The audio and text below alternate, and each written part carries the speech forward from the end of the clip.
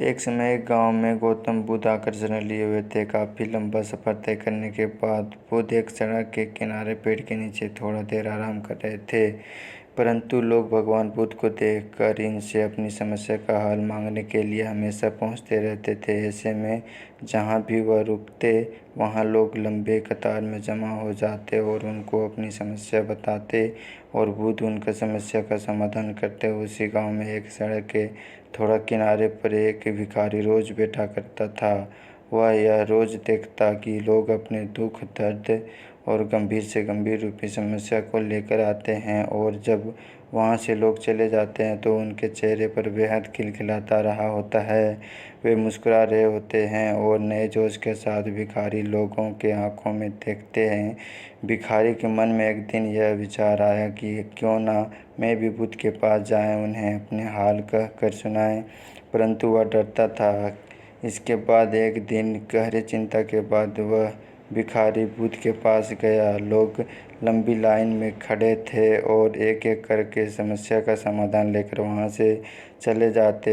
ऐसे में लोग बुद्ध के चेहरे पर सदा मुस्कान रहती और वे हमेशा इसी तरह समस्या का हल बताते।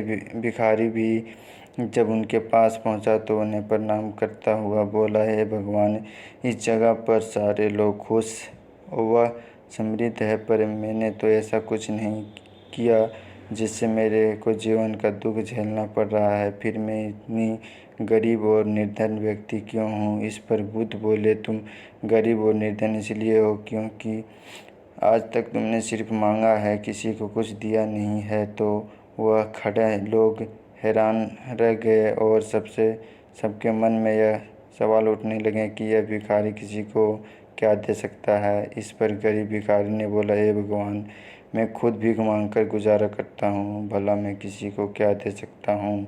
भगवान बुद्ध थोड़ी देर चुप रहे, फिर चुप्पी तोड़कर बोले कि तुम्हारे पास बहुत कुछ है देने को। ईश्वर ने तुम्हें बहुत कुछ दिया है बांटने के लिए, जिसमें सबसे पहले तुम्हारा यह दो हाथ है जिनसे तुम लोगों की मदद या सेवा के लिए इस्तेमाल कर सकते हो। तुम्हारे पास मुस्कुराहट है जिसे देखकर तुम दूसरों के मन में नई ऊर्जा का संचार कर सकते हो। मुँह से तो मीठी बातें बोल सकते हो। ईश्वर ने जिसको यह तीन चीज़ दी है उसको कभी कोई निर्धन और दुखी नहीं कर सकता है। निर्धन होने का विचार तो सिर्फ हमारे मन में पनपता है। यह सिर्फ भ्रम है जिससे तुम्हें उभरना चाहिए और नई जिंदगी का शुरुआत करनी चाहिए। इस कहानी से सीख मिलती है कि कोई भी इंसान ये नहीं बोल सकता है हमारे पास कुछ नहीं है।